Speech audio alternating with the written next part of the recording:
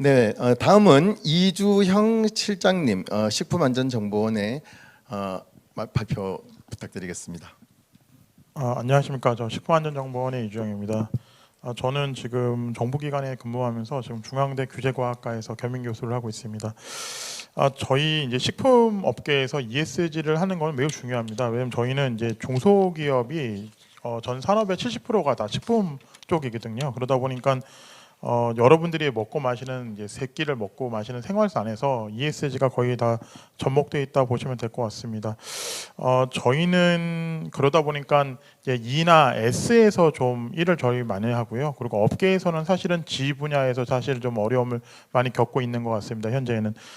저희가 그러다 보니까 전체적인 정책에서 실질적으로 식품 업계들이 E나 S에서 좀 적극적으로 받아들일 수 있는 정책을 개발하고 있는데요. 저희는 이제 규제과학이라고 해서 이제 사유과학이나 자연과학에 있는 데이터를 명확하게 비용 편익 분석을 해서 실질적으로 그게 결과값이 나와야지만 규제 정책을 할 수가 있습니다. 저희 최근에 대해서 예를 들면 이렇게 들을 수 있을 것 같습니다. 저희 나노 마스크, 저희 코로나19 시대에 마스크가 너무 많이 폐기되니까 나노 마스크를 이제 개발한 이제 교수님들이나 업체들이 있었습니다. 근데 이제 뉴스에서는 되게 획기적으로 나오긴 했지만 실질적으로 저희가 이제 안전성 테스트를 해보다 보니까 그 나노가 몸속에 계속 흡입이 돼서 실질적으로 폐기물 저감하는 효과는 있었지만 안전성에서 큰 위해가 있었기 때문에 실질적으로 활용도가 성공적으로 활용을 하지 못하는 상황이 나타났습니다. 그와 또 유사한 게 최근 들어서 뭐 대나무 빨대 도입에 있어서도 일용 빨대보다는 이제 환경적으로는 더 편익은 있을 수 있지만 안전성 면에서 세척이 제대로 되지 않아서 실질적으로 도입되지 못한 경우도 있었고요.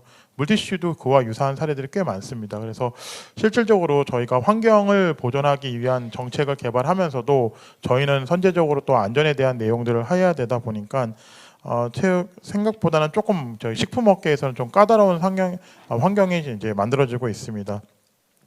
최근 그러다 보니까 이제 전 세계적으로 식품 폐기물이나 기부에 관련된 이제 정책들이 WHO나 뭐 WTO 그다음에 OECD 쪽에서 많은 제안을 갖고 있고 또 한국에서는 오히려 그거 관련돼서 선제적으로 하고 있다고 해서 상도 많이 받고 있습니다. 근데 실질적으로 이게 간단한 문제가 아니라 식품은 어떻게 보면 놔두면 변질되고 보관 방법이나 나중에 제공했던 사람의 법적 책임 문제라든가 식중독 사고 문제들이 있어서 실질적으로 이게 제한만 한다고 되는 문제가 아니고 어떻게 보면 선의의 그런 행위를 하는 분들이 법적 책임이나 이런 문제에서 자유롭지 못합니다. 그러다 보니까 오히려 저희는 그런 이제 과학적 근거를 가지고 실질적으로 명확하게 활용할 수 있는 재현을 많이 만들어야 되는 이제 어려움이 좀 있습니다.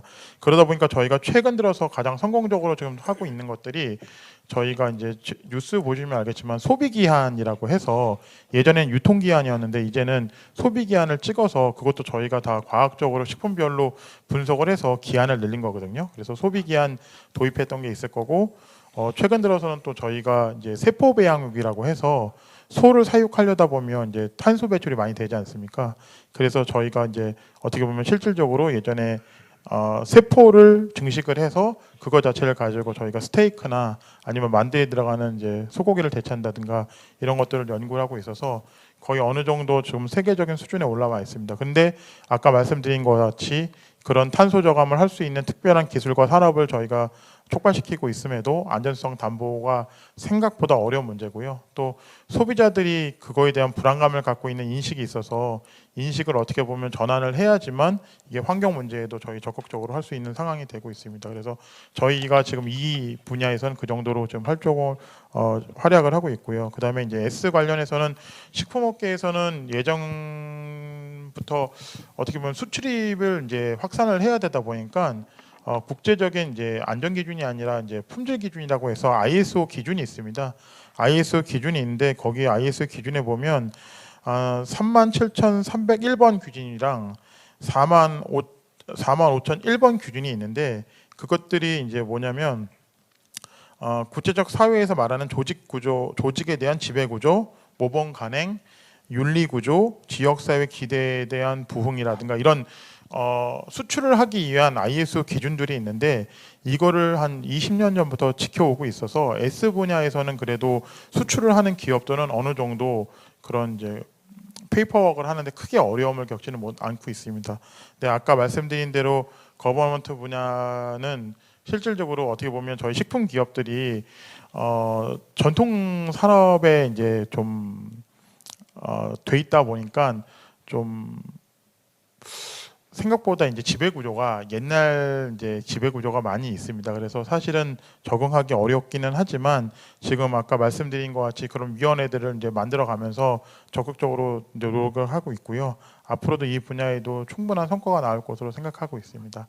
예, 앞으로도 이런 분야 ESG에 더 활약을 하기 위해서 저희 ESG 분야에서 조금 더 식품업계에도 할 수 있는 정책을 개발하고 노력하도록 하겠습니다. 이상입니다. 네, 감사합니다. 이주영 실장님께서 이 식품 안전 쪽에서 바라보고 있는 이 환경과 안전과의 그 인과관계 문제 이 부분에 대해서 언급해 주셨고요.